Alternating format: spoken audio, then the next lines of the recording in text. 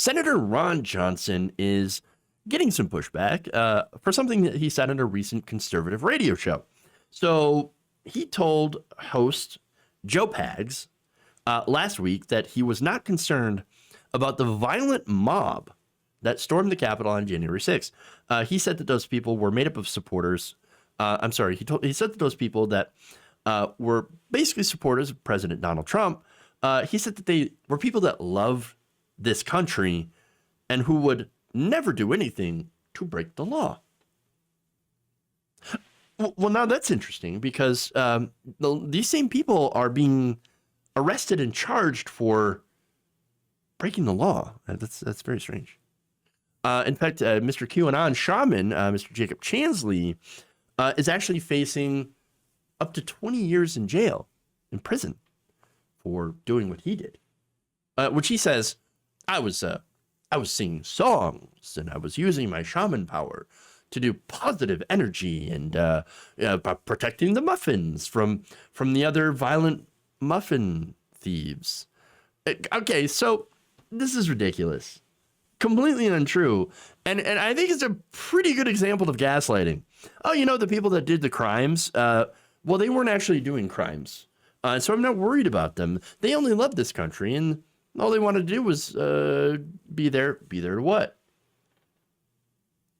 To have people not certify the election results, which would be an overthrow of democracy, based on nothing but conspiracy theories. Is that it, Ron? You gonna finish the sentence? Can you finish that? You gonna say what they really wanted to do? No? I wonder why.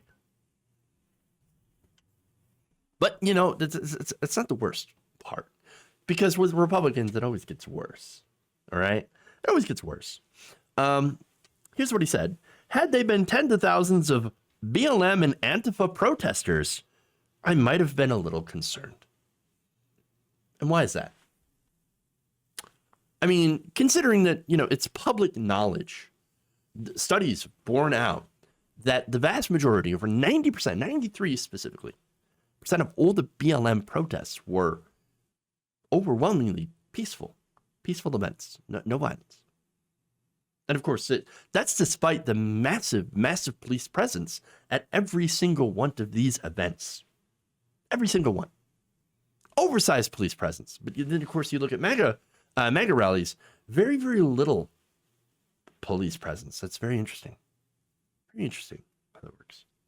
And by the way, MAGA rioters, in this case, when they stormed the Capitol, 2 police officers died.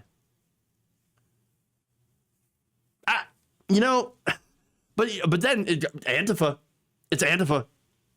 Well, if you were concerned about Antifa showing up and being concerned about that, well, then you got to wonder why you would be concerned. I mean, Antifa really only goes after fascists. Are you fascist, Ron Johnson? Is that what you're concerned? Again, okay. So now, let's be real. What's one of the big differences between BLM and MAGA, right? And I'm just talking about the rioters in this case, right? So, I mean, can you think of one? Can you think of something that maybe might be super, super obvious? I mean, I can think of a few. But, okay, since his comments were published, Johnson has just been aghast that somebody would think that what he said might be construed as racist. Quote, I completely did not anticipate that anybody could interpret what I said as racist. It is not. This is about rioters. Okay, but the people at the Capitol that you were defending were rioters. Again, what's the definition of a riot if it's not breaking windows, breaking and entering, and threatening people and beating people, which is what happened as well, and leading to the death of a police officer and the suicide of another? What's that? If that's not a riot, what is? You say you're concerned about rioters. Well, those people are rioters. Oh, but no, it's that chart from Family Guy. Rioters, not rioters. Then, of course, the white one. never called rioters. They're never called rioters. Of course not. And then here's what he had to do, right? So he goes to the Wall Street, he goes to the safe place, right? It's a safe space in the Wall Street Journal to write an editorial, to write an opinion piece. Here's part of what he wrote. He said, I told Joe Pags the truth. I honestly never felt threatened on January 6th. I wonder why that is. Why did he not feel? I mean, the MAGA mob. Is it because, well, they saw the MAGA mob as just like him on his side? I'm just saying that the violent MAGA mob, if you're not upset by that, and yet your colleagues were running for their lives, is being escorted out, that says something. That says something a lot. But he added, I might have been worried if Donald Trump had won and the violent leftists who burned Kenosha and Minneapolis last summer had come to Washington.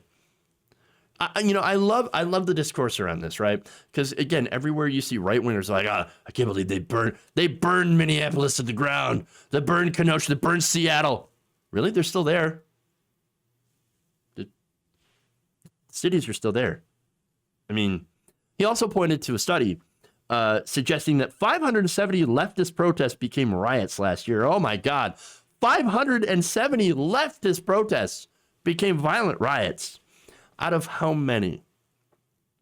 Does he say in the article? No, he doesn't. He just puts that number right there. 570. Look at how many. And we also, did anybody forget the Bowling Green massacre? That also happened as well. And the cancel culture wars of, 2020. Horrible stuff. Oh. But no, he said this. This isn't about race. It's about riots. The rioters who burned Kenosha weren't of anyone in that ethnicity. They were united by their radical leftism. Again, the Kenosha frustrates the hell out of me. Okay. Kenosha didn't get burned to the ground. I think they set like a Target on fire. At the most, it was like a city block. You've got to be kidding me. But no, the radical leftism part. Oh, it's the radical leftism. They were united. What was BLM protesting? The deaths of unarmed black people by police. That's what they were protesting against. You really want to make a comparison?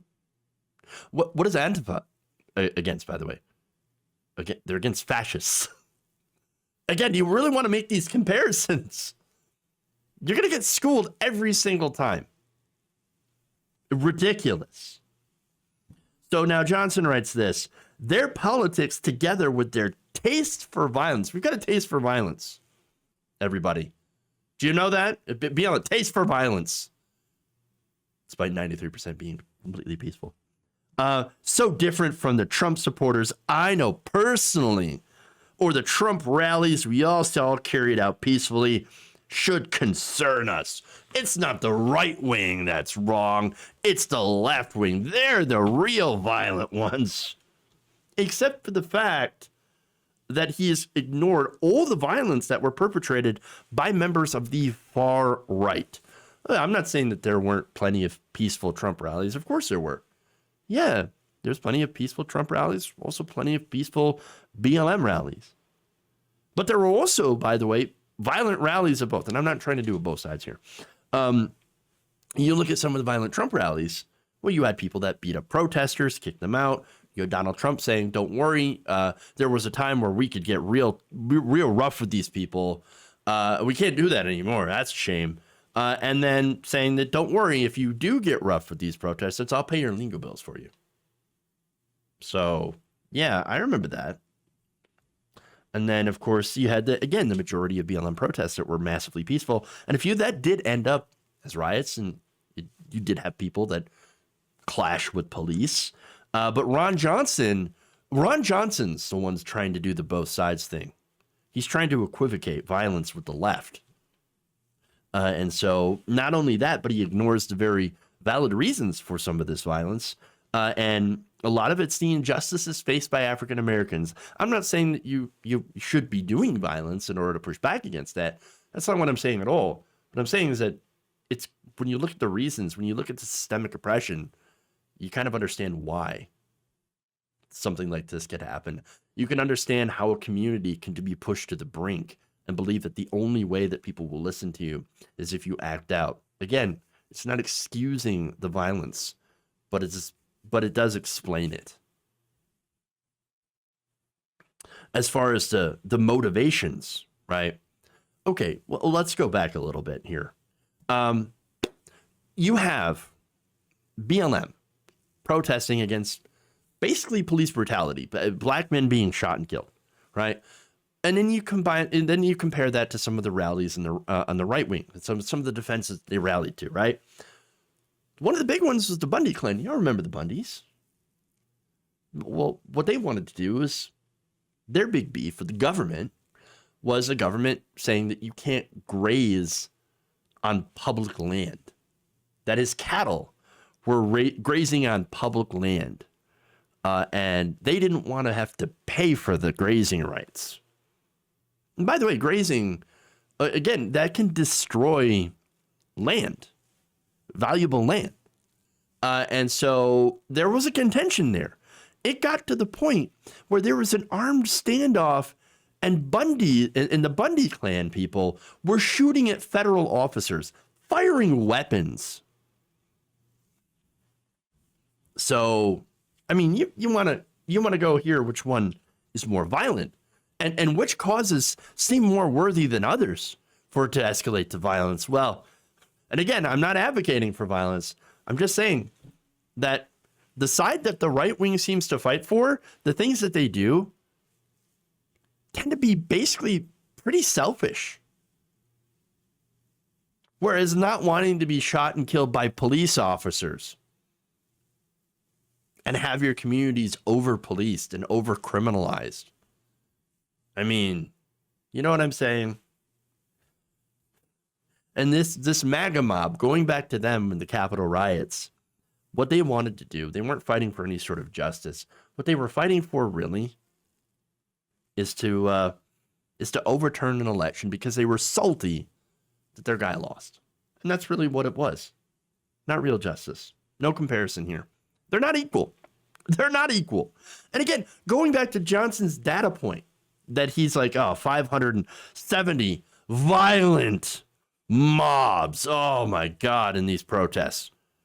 Well, he forgot to mention that that's out of a total of 10,600 demonstrations. Overwhelmingly peaceful. Overwhelmingly. By contrast, there were 3 major pro-Trump protests in the 2020 election in Washington, November, December, and January. Those ultimately involved participants later engaging in acts of violence because they were spurred on, of course, by the president. So there's that. But he continues to claim that his critics, quote, failed to see the damage they do by pushing a narrative designed to portray the 74 million Americans who voted for Mr. Trump as potential domestic terrorists or armed insurrectionists. That, of course, is a big, giant straw man. That's what it is. Like, nobody believes that 100% Trump supporters are violent insurrectionists. That's ridiculous. If you do, I'm sorry, you're wrong.